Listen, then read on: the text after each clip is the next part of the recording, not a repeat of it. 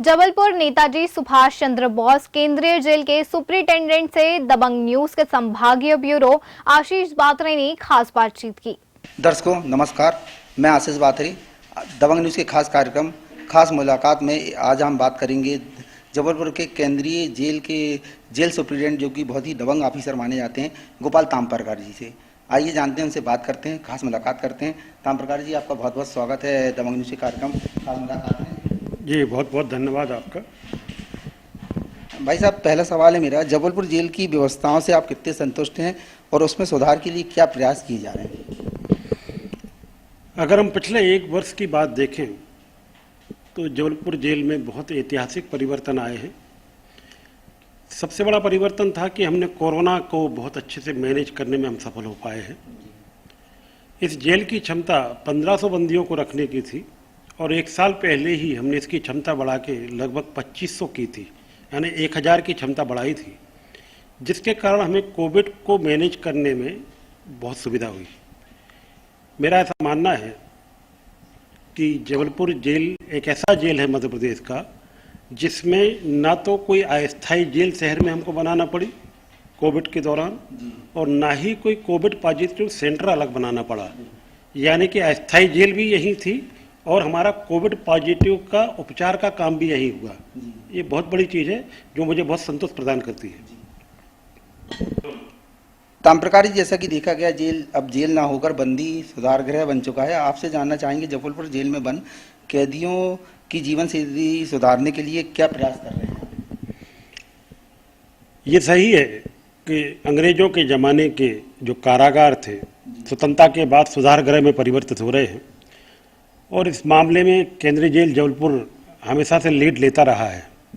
जितने परंपरागत कौशल उन्नयन के तरीके थे, दरी बनाना, निबाड़ बनाना, चादर बनाना, कपड़ा बनाना, कारपेंट्री का काम करना, प्रिंटिंग प्रेस का काम करना, लोहारी का काम करना, ये तो यहाँ होते ही हैं।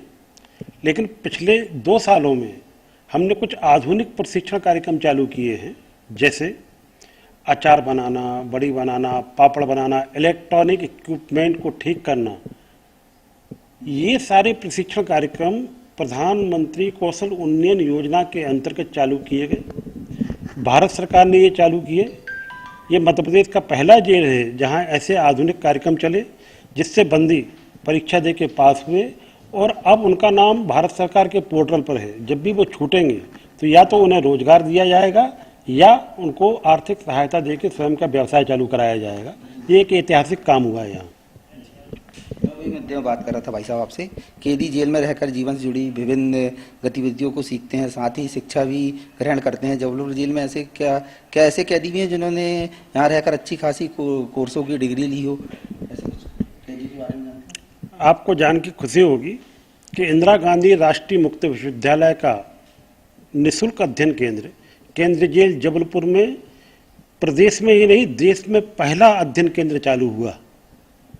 यहाँ से हमारे बंदी भाई न केवल अब बेसिक शिक्षा ले रहे हैं, अपने ग्रेजुएशन की पढ़ाई कर रहे हैं, पोस्ट ग्रेजुएशन की पढ़ाई कर रहे हैं और तरह तरह के विषयों में डिप्लोमा भी कर रहे हैं, क्योंकि अब उनको फीस नहीं लगती है।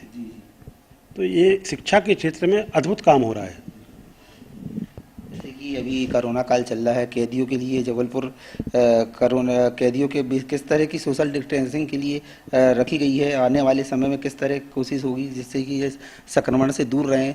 और अभी जैसे कि टीके भी वैक्सीन के आ गए हैं, तो उसके लिए क्या स्वरूप है, क्या योजना है?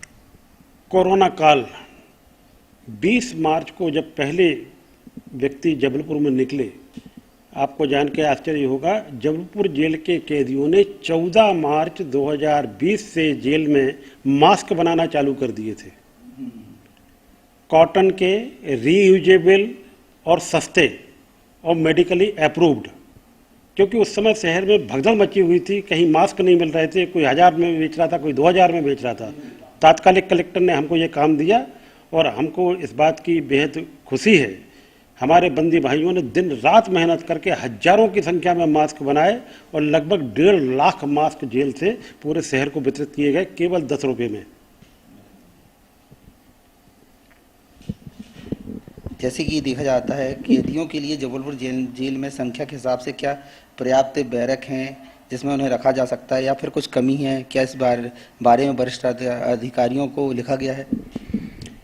जैसा कि मैंने आपको पहले बताया, इस जेल की क्षमता 2 साल पहले तक 1500 बंदियों की थी, जो अब जाके 2500 की हो गई है, यानी 1000 की क्षमता हमने बढ़ा दी। ये एक ऐतिहासिक काम है। वर्तमान में जेल में कोई ओवर क्राउडिंग की ऐसी स्थिति नहीं है जिससे हम सोशल डिस्टेंसिंग मेंटेन ना कर सकें।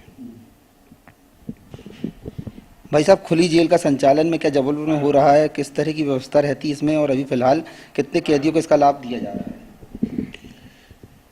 माननीय सर्वोच्च न्यायालय के निर्देश पर मध्य प्रदेश शासन ने निर्णय लिया कि मध्य प्रदेश में ओपन जेलें खोली जाएं।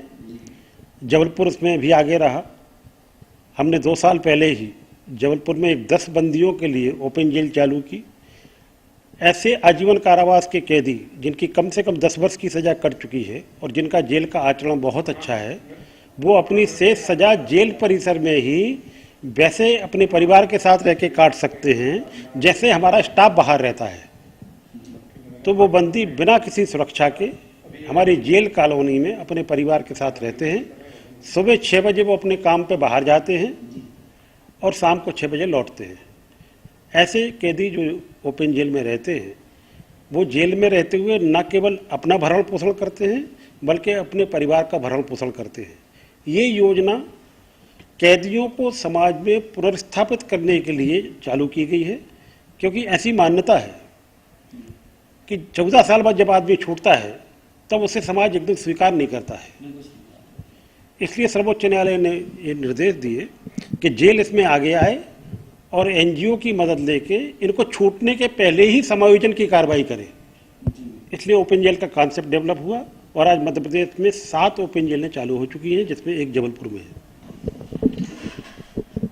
आज व्यक्ति किसी न किसी विषम परिस्थितियों में अपराध कर बैठता है और जेल की सजा काटता है। ऐसे व्यक्ति सजा पूर्ण होने के बाद दोबारा अपराध न करे, ऐसे में आपकी जेल में अपराधियों को सुधारने के लिए कोई सुधार कार्यक्रम संचालित होता है क्या? सुधार कार्यक्रमों की भरमार है। सुबह 6 बजे से ए मालिक तेरे बंदे हम, ऐसे हो हमारे करम, इससे दिन की शुरुआत होती है कैदियों की। उसके बाद पीटी, योगा, एक्सरसाइज, फिर उसके बाद नाश्ता, और फिर अलग अलग ट्रेडों में हर सजा याफ्ता कैदियों को काम आवंटित किया गया है। कौन क्या ड्यूटी करेगा उनको टास्क दिया गया है और काम के बदले सरकार पारिश्रमिक भी देती है। ये लॉकडाउन के पीरियड में जब पूरा देश बंद था तब जेल में फैक्ट्रियां चल रही थी और हमारे जेल के कैदियों ने जेल में काम करके पैसा कमाया और अपने परिजनों को भेज के उनको मदद की। तो ये भी एक अद्भुत काम हुआ है। जब पूरी दुनिया बंद थी तब जेल में काम चल रहा था। भाई साहब, जैसे कि कल सुभाष चंद्र जयंती है, अन्य जन्मदिवस भी है, क्या कार्यक्रम की तैयारी है? किस तरीके का कार्यक्रम रह रहा है? नेताजी सुभाष चंद्र बोस, कोविड-19 भी है, उसको देखते हुए नेताजी सुभाष चंद्र बोस केंद्रीय जेल जबलपुर के लिए एक वो राष्ट्र भक्त के रूप में जाने जाते हैं जो स्वयं यहाँ रहे हैं। तो हम ऐसा मानते हैं कि ये जेल नहीं, ये तीर्थ स्थान है। 23 जनवरी हर साल हम बहुत धूमधाम से मनाते हैं। जनवरी 1 से हमारे यहाँ प्रतियोगिताएं चालू होती हैं कैदियों की। कैरम प्रतियोगिता, क्रिकेट प्रतियोगिता, वाद विवाद प्रतियोगिता, निबंध प्रतियोगिता, और 23 जनवरी को रंगारंग कार्यक्रम में इनका पुरस्कार वितरण होता था। लेकिन ये कोविड का समय है, सभी चीज़ों का हमें ध्यान रखना है। जान है तो जहान है, तो सबसे पहले हमें कोविड से बचाना है। इसलिए इस बार बहुत संक्षिप्त कार्यक्रम है, लेकिन खुशी की बात है कि हमारे प्रदेश के यशस्वी मुख्यमंत्री माननीय शिवराज सिंह चौहान जी कल जो जबलपुर प्रवास पर आ रहे हैं, उन्होंने स्वयं वहाँ से निर्देश दिया है कि मैं जबलपुर जेल जाऊंगा और नेताजी को अपने श्रद्धा सुमन अर्पित करूंगा, क्योंकि ये वो जेल है जिसको 13 जून 2007 को माननीय मुख्यमंत्री महोदय ने इस जेल का नामकरण नेताजी सुभाष चंद्र बोस केंद्रीय जेल जबलपुर किया था। ये जेल एकमात्र ऐसी जेल है देश में जो किसी स्वतंत्रता संग्राम सेनानी के नाम पर समर्पित की गई। उन्हें ये याद था, इसलिए उन्होंने स्वयं में कहा है कि वो यहाँ आएंगे। कल 125वीं उनकी जयंती है। भारत सरकार ने भी आदेश दिया है कि हम इसे पूरी धूमधाम से पूरे वर्ष मनाएंगे और पराक्रम दिवस नाम दिया है इसको। तो कल बहुत गरिमापूर्ण कार्यक्रम होगा। आप भी उसमें आमंत्रित हैं। 26 जनवरी भी आ रही है भाई साहब, कुछ आते हैं जी, उसके लिए भी क्या तैयारी है? जैसा कि सब जानते हैं 26 जनवरी को 15 अगस्त और 26 जनवरी दो ऐसे मौके होते हैं जिसका सभी कैदी इंतजार करते हैं, क्योंकि शासन इस दिन सजा में छूट देती है और कुछ अच्छे चाल चलन के कैदियों को रिहा करने का निर्णय लेती है। इस बार भी ऐसा ही होगा। 24 ऐसे आजीवन कारावास के कैदी हैं जिन्होंने कम से कम 14 वर्ष की सजा काट ली है और 14 वर्षों तक उनका आचरण बहुत अच्छा रहा है, उनने कभी कोई गलती नहीं की। तो सरकार ने निर्णय लिया है कि इनको रिहा किया जाएगा। तो 26 तारीख को 24 आजीवन कारावास के कैदी जेल से रिहा होंगे। ताम प्रकार जी, हमारा समाज अपराध मुक्त हो सके ऐसे मैं आप हमारे चैनल के माध्यम से जनता को क्या संदेश देना चाहेंगे? मेरा बहुत लंबा जेल सेवा का अनुभव है। 32 वर्ष से मैं एज जेल सुपरिटेंडेंट काम कर रहा हूं और मैं अपने इस अनुभव के आधार पर कह सकता हूं कि अपराध से घृणा करो, अपराधी से नहीं। महात्मा गांधी का जो अमर वाक्य है, एक तो जेल के लिए एक ऐसी लाइन है कि जब तक जो यहाँ आ गया है उससे समाज नफरत करना बंद नहीं करेगा, वो सुधरेगा नहीं, वो समाज में पुनर्स्थापित नहीं होगा। और युवाओं से मेरा आग्रह है कि कल सुभाष जी की जयंती है, हमें बहुत मुश्किल से आज़ादी मिली है, हम इस आज़ादी का दुरुपयोग ना करें। हम अपने मानव जीवन को, अपने भारतीय मूल्यों को संरक्षित करते हुए अच्छे रास्ते पे चलें, अपराध के कामों में कभी लिप्त ना हो, नशा से दूर रहें। हम अपने मानव जीवन को अच्छा करें और माँ बाप को सुख दें। यही मेरी आपके चैनल के माध्यम से संदेश है। बहुत बहुत धन्यवाद आपका गोपाल ताम प्रकाश जी, दबंग न्यूज़ के खास कार्यक्रम में बात करने के लिए। जैसे कि दबंग न्यूज़ के कार्यक्रम में ताम प्रकाश जी ने बताया कैदियों के बारे में, कैदियों ने किस तरीके से लॉकडाउन के समय अपना जीवन यापन करने के लिए उन्हें मास्क बनाए। उन्होंने कल के कार्यक्रम 25वीं जो 125वीं जयंती उसके बारे में बताया। अगले खास कार्यक्रम एक मुलाकात में नए मेहमान से चर्चा करेंगे। आशीष बाते के साथ मनीष सिक्का, जबलपुर।